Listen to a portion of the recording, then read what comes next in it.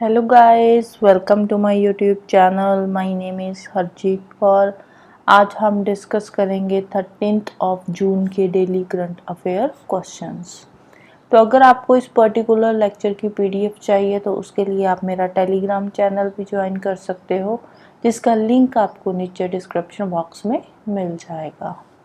तो शुरू करते हैं। सबसे पहले देखते हैं इम्पॉर्टेंट डेज। 13 जून को आता है international albinism awareness day. Albinism क्या है? एल्बिनिज्म एक डिजीज़ है। इसमें क्या होता है एल्बिनिज्म में? ये एक जेनेटिक डिजीज़ है। एल्बिनिज्म क्या है? ये एक जेनेटिक डिजीज़ है। तो इसमें ये हेरिडिटरी होता है, जैसे पेरेंट्स है, पेरेंट्स से बच्चों को होगा। तो इसमें पेल सी स्किन हो जाती है, विजन कभी कभी बहुत ज़्यादा जो है वीक हो जाता है, साथ में जो हेयर है वो ब्लॉन्ड हो जाते हैं, तो उसको बोलते हैं एल्बिनिज्म। तो ये एक जेनेटिक डिजीज़ है, पेरेंट्स से आगे बच्चों को होता है, राइट। और इस साल का थीम क्या है? इसका थीम है 10 years of IAAD international albinism awareness day, a decade of collective progress, right. तो थीम है 10 years of IAAD, a decade of collective progress. Next चलते हैं क्वेश्चंस पे।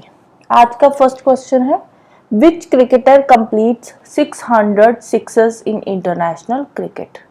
इंटरनेशनल क्रिकेट में 600 सिक्सेस कौन से क्रिकेटर्स ने पूरे कर लिए हैं? तो क्रिकेटर्स का नाम है रोहित शर्मा। जो T20 इंटरनेशनल चल रहा है उसी के अंदर इन्होंने 600 सिक्सेस जो है वो कंप्लीट कर लिए हैं। इससे पहले जो हाईएस्ट जो सिक्सेस हैं वो किसके हैं? क्रिस गेल के हैं। क्रिस गेल के कितने हैं? 553 सिक्सेस है। शाहिद अफरीदी के हैं 476। सबसे ज्यादा है रोहित शर्मा के 600 सिक्सेस कंप्लीट हो चुके हैं। सेकंड में क्रिस गेल आ जाते हैं, थर्ड पे शाहिद अफरीदी। क्रिस गेल ये वेस्ट इंडीज के हैं और शाहिद अफरीदी पाकिस्तान के हैं। रोहित शर्मा हमारे इंडिया के ही है। नेक्स्ट है James Webb space telescope. James Webb space telescope. तो रिसेंटली ये जो टेलीस्कोप है इसने स्पॉट की है earliest known Galaxy. Earliest known Galaxy जो सबसे पुरानी गैलेक्सी है। तो ये जो जेम्स वेब स्पेस टेलीस्कोप है ये किसने बनाया है? कौन सी स्पेस एजेंसी का है? तो जेम्स वेब स्पेस टेलीस्कोप है नासा का। किसका है? नासा का है, जिसने स्पॉट करी है अर्लीस्ट नोन गैलेक्सी। गैलेक्सी का नाम क्या है? तो गैलेक्सी का नाम है जेट्स GSZ140। ये है गैलेक्सी का नाम। और ये जो गैलेक्सी है ये बिग बैंग के 290 मिलियन ईयर्स के बाद बनी थी। जब बिग बैंग एक्सप्लोजन हुआ था, यूनिवर्स एक्सपैंड करने लगा था, तो उसके 290 मिलियन ईयर्स के बाद में ये गैलेक्सी जो थी ये बनी थी, राइट। इससे पहले जो हमें सबसे पुरानी गैलेक्सी के बारे में पता है वो जो गैलेक्सी है वो है 320 million years after big bang. Big bang के 320 मिलियन ईयर्स के बाद वो गैलेक्सी बनी थी, लेकिन अब हमें उससे भी पुरानी गैलेक्सी के बारे में पता चल गया है जिसका नाम है जेट्स GSZ140, जो कि 290 मिलियन ईयर्स बनी है after big bang, right. Next है, how many permanent members are there in UN security council? UN security council के अंदर टोटल 15 मेंबर्स होते हैं। इन 15 मेंबर्स में से जो 5 होते हैं ये परमानेंट मेंबर्स होते हैं और 10 जो होते हैं ये नॉन परमानेंट कैटेगरी के होते हैं। इन 10 में से भी ये जो 10 मेंबर्स है इनका टेन्योर जो होता है वो 2 इयर्स का होता है, लेकिन 5 मेंबर्स हर साल जो है वो चेंज होते रहते हैं। जैसे इस साल ये 5 चेंज हो गए, नेक्स्ट ईयर ये वाले 5, फिर उसके नेक्स्ट ईयर फिर इनकी टर्म आ जाएगी, राइट। तो हर साल 5-5 मेंबर्स जो है वो चेंज होते रहते हैं, जो नॉन परमानेंट होते हैं। जो परमानेंट है वो वैसे के वैसे ही रहेंगे। और ये जो परमानेंट मेंबर्स होते हैं UN सिक्योरिटी काउंसिल के, इनके पास होती है वीटो पावर, राइट। तो जैसे कोई भी डिसीजन लेना है तो इस पे अगर ये 10 परमानेंट मेंबर्स साइन कर देते हैं, 5 में से भी 4 परमानेंट मेंबर्स साइन कर देते हैं, लेकिन एक मेंबर ने मना कर दिया, तो वो जो कन्वेंशन है या कोई भी ट्रीटी है उसको नहीं माना जाएगा। तो इनके पास वीटो पावर होती है जो परमानेंट मेंबर्स होते हैं, राइट। तो रिसेंटली, अब हमारा क्वेश्चन था परमानेंट मेंबर्स कितने होते हैं, तो आंसर आ जाएगा 5। रिसेंटली नए 5 जो नॉन परमानेंट मेंबर्स है वो अभी इलेक्ट हुए हैं। कौन कौन से हैं? एक है Denmark, Pakistan, Greece, Somalia and Panama. Right, तो ये कब से इनकी टर्म शुरू होगी? इनकी टर्म शुरू होगी 1 जनवरी से। 1 जनवरी 2025 में इनकी टर्म जो है वो स्टार्ट होगी। परमानेंट मेंबर्स कौन से हैं? तो परमानेंट मेंबर्स है China, France, Russia, United kingdom and United states. ये 5 परमानेंट मेंबर्स है। Got it? नेक्स्ट है United kingdom featuring the portrait of which king on new currency notes. United kingdom ने अभी रिसेंटली जो उनके नए करेंसी नोट्स आएंगे, जो चल रहे हैं सर्कुलेशन में वो तो चलते रहेंगे, लेकिन अब जो नए करेंसी नोट्स सर्कुलेशन पे आएंगे उनमें इन्होंने किंग चार्ल्स 3 का पोर्ट्रेट जो है वो वहां पे लगा दिया है। पहले किसका था? पहले क्वीन एलिजाबेथ 2 का पोर्ट्रेट होता था नोट्स के ऊपर। अब किसका आएगा? अब किंग चार्ल्स 3 का आ जाएगा। जो क्वीन एलिजाबेथ 2 का पोर्ट्रेट था वो 1960 में शुरू हुआ था। 1960 से लेकर अब तक चलता आ रहा था, लेकिन अब धीरे धीरे वो चेंज हो जाएगा, रिप्लेस कर दिया जाएगा किंग चार्ल्स 3 के पोर्ट्रेट के साथ। राइट, नेक्स्ट है third Indian analytical Congress being held in. Third Indian analytical Congress ये कहाँ पे हुई थी? ये हुई थी देहरादून के अंदर। 3 डेज की ये कांग्रेस थी। कितने दिन की थी? 3 डेज की थी ये कांग्रेस की जो मीटिंग थी। तो ये कहाँ पे हुई थी? देहरादून के अंदर हुई थी। किसने कंडक्ट करवाई थी? Held by the council of scientific, CSIR जो है, council of scientific and industrial research. अब जो CSIR है इसके अंदर भी अलग अलग डिपार्टमेंट्स है, तो इसमें जो इंडियन इंस्टीट्यूट ऑफ पेट्रोलियम है उसने कंडक्ट करवाया था, और साथ में कौन थे? Indian society of analytical scientist new Delhi. तो इन दोनों ने मिलकर ये जो कांग्रेस थी ये कंडक्ट करवाई थी। और इसका थीम क्या था? इसका थीम था role of science and technology in green transition. जो हम ग्रीन प्रोजेक्ट्स नए नए ला रहे हैं उसमें साइंस एंड टेक्नोलॉजी का क्या रोल है, उस पे इसमें चर्चा हुई थी। राइट, नेक्स्ट है मिशन कर्मयोगी।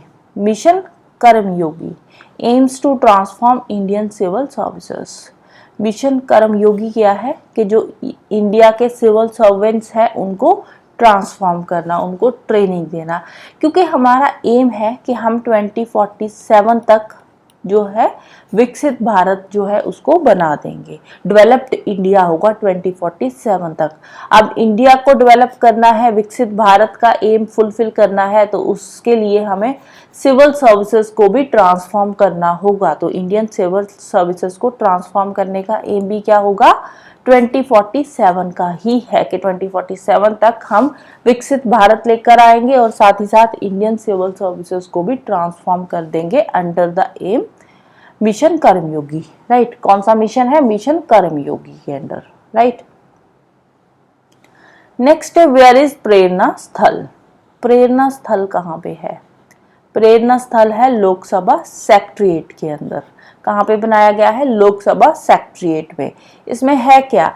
जो प्रेरणा स्थल है यहाँ पे जो भी हमारे ग्रेट लीडर्स है, हमारे फ्रीडम फाइटर्स है, उनके जो स्टैच्यू है उनको इंस्टॉल किया जाएगा। पहले ये जो स्टैच्यूज थे ग्रेट लीडर्स के, फ्रीडम फाइटर्स के, ये अलग अलग जगह पे थे। अब ये सारे के सारे एक ही जगह पे आ जाएंगे लोकसभा सेक्रेटेरिएट के अंदर। राइट, नेक्स्ट है where is IPEF clean economy investor forum held. IPEF क्या है? Indo Pacific economic framework for prosperity.